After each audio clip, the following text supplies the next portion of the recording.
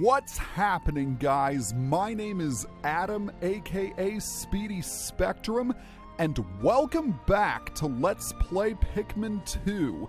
In the last episode, we returned to the Valley of Repose, explored the Emergence Cave, discovered purple Pikmin, and unlocked a new area, as the fanfare you heard just indicated. For day 3, we are going to explore the new area, because we are explorers. We are intrepid adventurers, and that is what we do. Say hello to the Awakening Wood.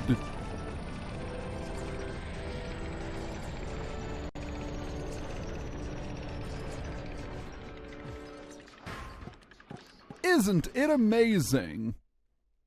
But we don't have time to marvel at the scenery because the ship has something to say. Good morning! It should please you to know the purple Pikmin are lodged safely in my hull. The confines of my interior seem to suit them perfectly, though they do occasionally tickle me. Stand in the ring of light below me and press the A button to call the purple Pikmin out. Yes, indeed, unlike the primary color Pikmin, the purples don't have an onion on their own, so they stay inside the ship. Another thing you need to know about purple Pikmin is the fact that they are very rare. They can only be found underground, so you need to do your best to protect them. To start things off, I'm going to take out 30 red Pikmin, which is exactly half of our current total. We're going to head right up here because I want to run into this marker because there is a honey wisp. Honey wisps return from the first game. They carry eggs which drop nectar, and this nectar evolves your leaf Pikmin into flower Pikmin. Hooray! The Pikmin that drank the yellow nectar instantly matured into flower Pikmin. It appears to have enhanced motor skills. What a wondrous nectar! How intriguing! Like plants, Pikmin mature from leaf to bud to flower. Captain Olimar, you must share the information you have with your subordinate, Louis. This is important information indeed, because flower Pikmin are faster and stronger than leaf Pikmin. Keep in mind, if you leave leaf Pikmin in the ground, they will eventually turn into bud Pikmin and then flowers. However, it's much faster to use nectar. Day 3 is going to be very, very busy. I want to accomplish as much as I can for the day because I'd rather not dedicate an entire day just to complete a few tasks. Louis, has Olimar instructed you on the peculiarities of the Pikmin creatures? The Pikmin form groups based on color when disbanded with the X button. Grabbing Pikmin with the A button will also cause them to group by color. Now for the bonus lesson. After grabbing a Pikmin with the A button, you can press left or right on the D-pad to swap it for another color. This is the first time you have heard this? Olimar, remember to properly train new employees. I hate to break it to you, Olimar, but if you want to be the boss of Hocotate Freight someday, you're going to have to do a lot better than that. But back to what I was saying. At the very least, I want to complete one cave.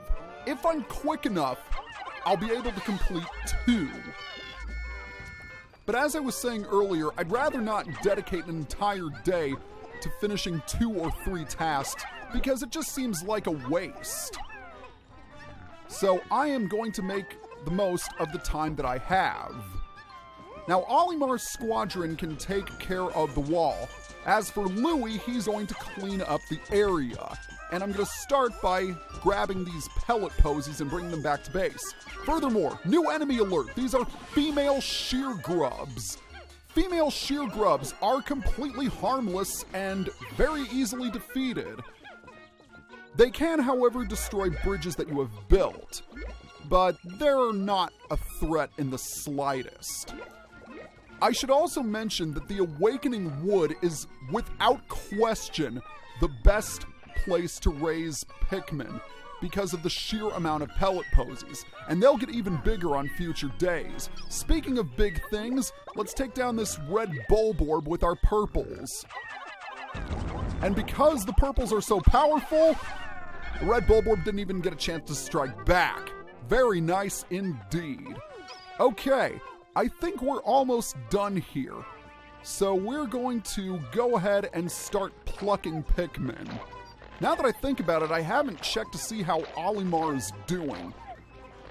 I don't remember hearing the completion fanfare, so I'll go ahead and check as soon as I'm done. Okay, his squadron is almost finished, so that's good. A couple more female shear grubs to defeat here. Oh, another cutscene. Oh, wait, I know what's going on.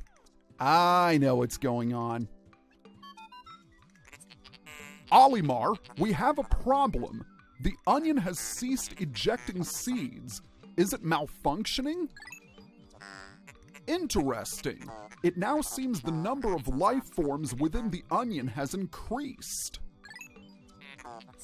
Didn't you note that no more than 100 Pikmin will venture onto the planet at once?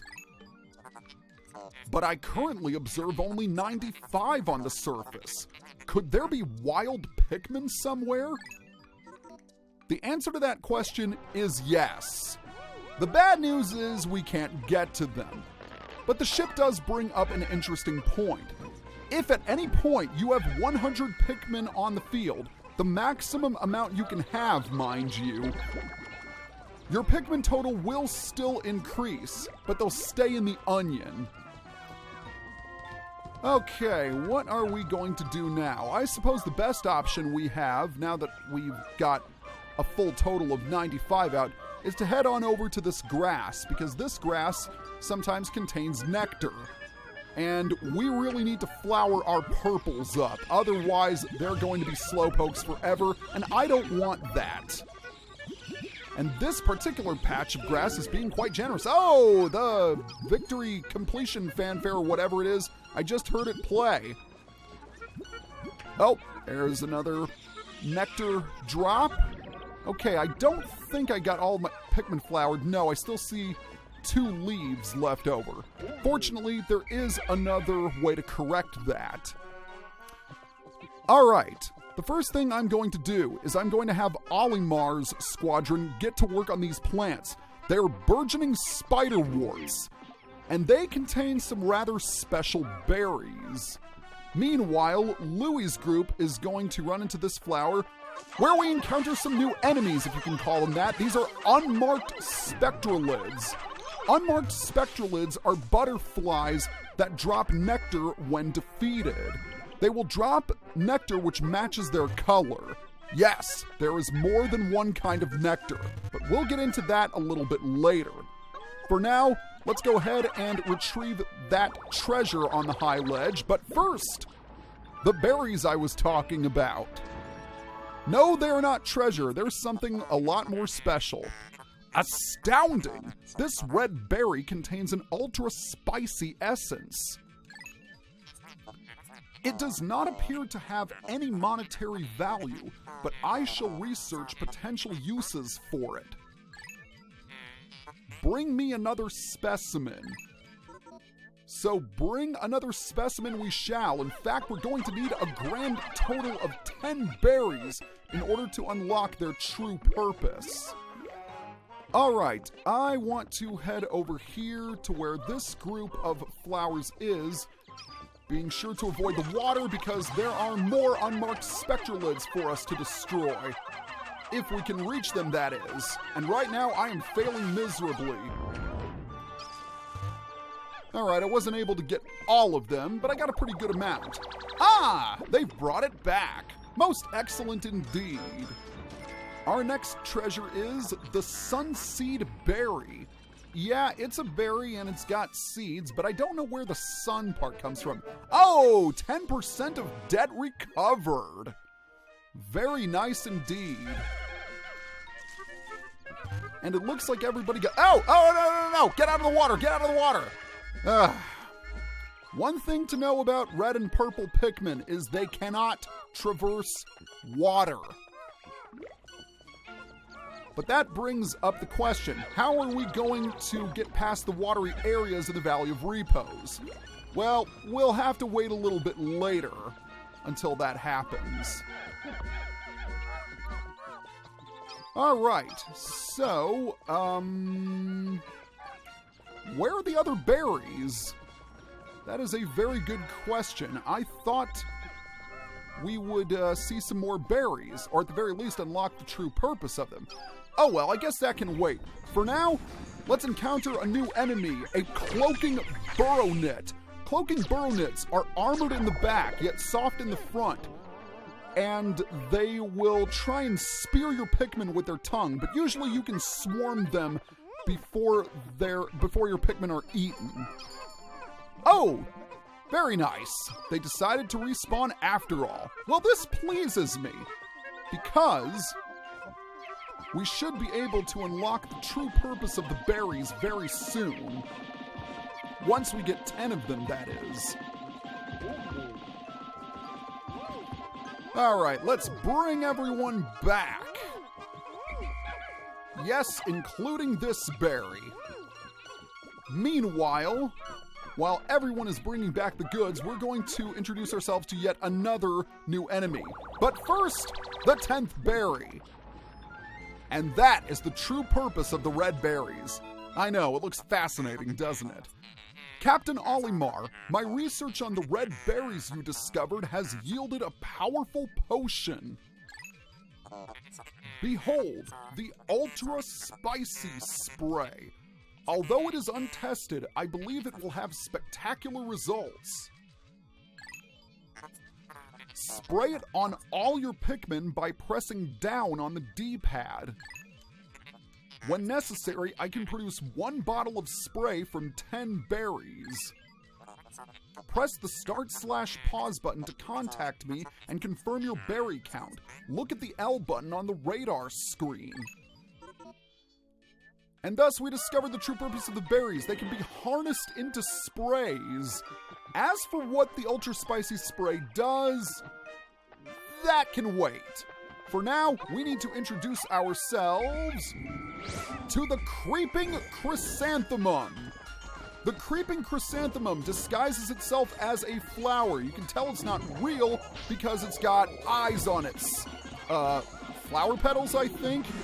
It will try to eat your Pikmin, but if it misses, it will bite itself and knock itself down.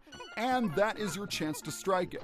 Now, this bag right here, it's got a weight of 200. Even with the help of our purple Pikmin, we cannot press it down. So we'll need to find another source of purple Pikmin if we want to proceed. Now, I'm going to wait until everyone brings back the Creeping Chrysanthemum. Now, on second thought, no, I don't need them, because I can accomplish my next task without those guys. I wanted to wait until I discovered the Ultra Spicy Spray, because over here is a new enemy. An enemy that returns from the first game. This is an iridescent flint beetle. Iridescent flint beetles scuttle around, and they will drop pellets if you throw Pikmin on top of them. But if you throw a Pikmin on top of them 3 times, they will drop this. Look familiar? Yep, it's Ultra Spicy Spray. The red liquid you see contains refined Ultra Spicy Essence. 1 drop contains 1 dose. press down on the D-pad to spray this extract on your entire group. Once again, that will have to wait. I'm sorry. But I do want to bring Louie before I grab that spray. Oh, wait, Louie was right with me all along. Okay, I'm going to demonstrate a really handy glitch you can use to get extra sprays. You want to approach the spray with your first captain, but don't run into it. Oh, there we go. When the first captain starts collecting the spray, have the second move next to them, and you'll get 2 sprays for the price of 1. That is a really handy glitch to use. Okay, we're not quite done here yet. This is something not a lot of Pikmin players know about, but if you throw a red Pikmin up here, a new enemy will show up. This is an iridescent glint beetle. It is much rarer than the iridescent flint beetle, and as such, it drops better stuff. Look at that, 5 pellets. You can't go wrong with that. Now let's see if we can grab 4 sprays for the price of 2. Come on, Louie, there we go. So now we go up from 3 to 5, and if we can push Olimar into the spray, there we go. We go up from 5 to 7. Excellent. Excellent with a capital E. I think we have completed all of our tasks for the day. I'm gonna go ahead and grab 1 more ultra spicy spray. And then we're going to head to the cave. Now that I think about it, I probably won't have enough time to go to both caves. But I should have time to go through at least 1. So as soon as everybody... Oh, there is the spray that I was talking about. We've got 8 sprays left. No, we have 8 sprays total. It's not like we used all 8 of them at once. I haven't even demonstrated what the darn thing does. Get it together, Adam. Get it together. Now, where was I? Ah, yes, the cave we're going to explore. All right, we have all 95 Pikmin with us. So let us go onwards and downwards to our next destination. I say downwards because we leap down to explore a cave. We're going to head right over here because there is a hole. There is a hole right here in the ground. Cursed, berserk. Biological sensors are reacting violently. The readings are ominous. A beast of unknown power lurks in these depths. A large Pikmin group would be reassuring. My sound sensors are picking up hostile roars of many beasts. Expect dangerous encounters. Sensors are also showing extreme heat pockets. You may need flame-resistant Pikmin. But my records indicate no such data. Are my records incomplete? We're going to answer that question in the next video when we explore the Hole of Beasts. See you guys next time.